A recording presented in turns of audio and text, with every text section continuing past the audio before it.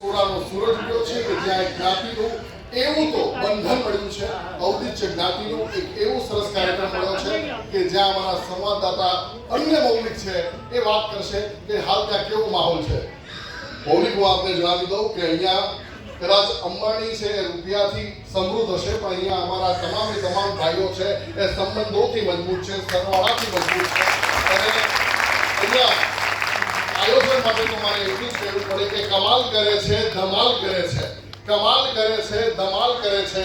અમારું યુવક મંડળ અને અમારા મોરબીઓ શ્રી જે પણ કરે એ બધું બેમિસાલ કરે છે.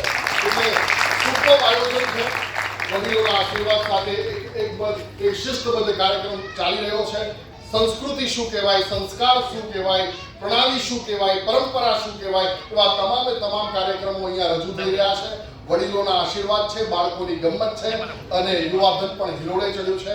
આવો કાર્યક્રમ ટિકિટમાં ન મળે, આવો કાર્યક્રમ ભેટ આપવાથી ન મળે, આવો કાર્યક્રમ ભેટી પડવાથી મળતો હોય છે.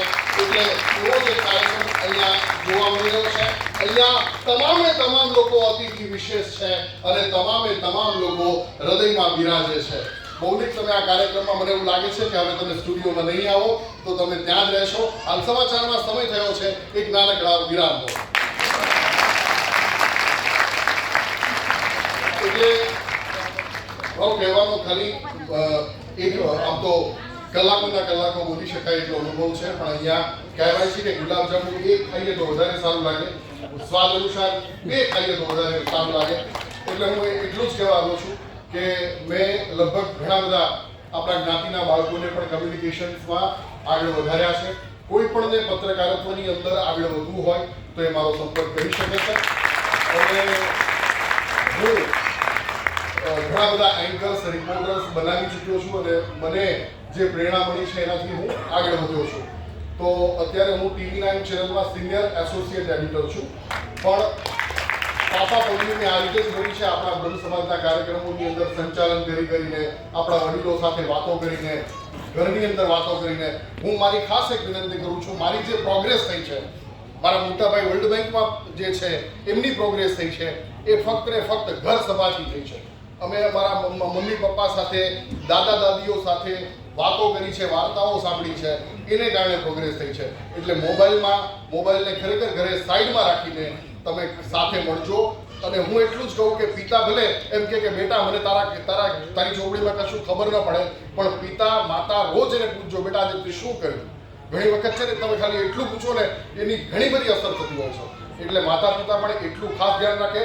અને બીજી એક ખાસ વસ્તુ એ મારે એટલી જ કહેવાની છે કે આપણે ખરેખર ખૂબ જ પૂર્વજન્મની અંદર આપણે એટલા કર્મો કર્યા હશે ત્યારે આપણને આપણી આટલી સુંદર જ્ઞાતિ મળી છે અને આપણને આવું સરસ વટવૃક્ષ મળ્યું છે. તો જે પણ કંઈ થાય તે આપણે સમાજ માટે જોઈએ, આપણી જ્ઞાતિ માટે જોઈએ. અને છેલ્લે મારે એટલું જ કહેવાનું છે કે જિંદગી છે તો નામનું મહત્વ, મરણ પછી તો નનામી કહેવાય.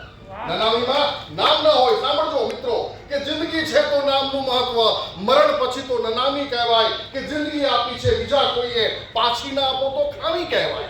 કે રડતા આવ્યા ભલે જગતમાં, પણ હસતા જાઓ ને એ વાત જામી કહેવાય. કે શું આવ્યા ને શું ગયા જિંદગીમાં, શહીદ થાવ તો સલામી કહેવાય. અહીંયા શહીદ એટલે હું એ શહીદીની વાત નથી કરતો, પણ સમાજ માટે, કુટુંબ માટે, જ્ઞાતિ માટે, ભાઈ માટે, મિત્ર માટે મદદરૂપ થવાની વાત છે. એને હું અહીંયા કહું છું કે શહીદ થાવ તો સલામી કહેવાય, નહીતર તો ઘણા જીવે છે એ જીવતર નહીં પણ ગુલામી કહેવાય. તો મને અહીંયા જ પૂર્ણ વિરામ આપું છું. પણ મને એટલી 100% ખાતરી છે કે આ કાર્યક્રમમાં તમે અહીંયા આવો છો અને જે ઉત્સાહ છે એ કદાચ 100 દિવાળી જેવો છે. અને આવો ને આવો ઉત્સાહ હંમેશા ઈશ્વર આપણને આપે. ફરી એકવાર આયોજકો માટે, સંચાલકો માટે, જેમણે પણ આ કાર્યક્રમની અંદર થોડી પણ મહેનત કરી છે એ બધા માટે જોરદાર તાળી. Thank you.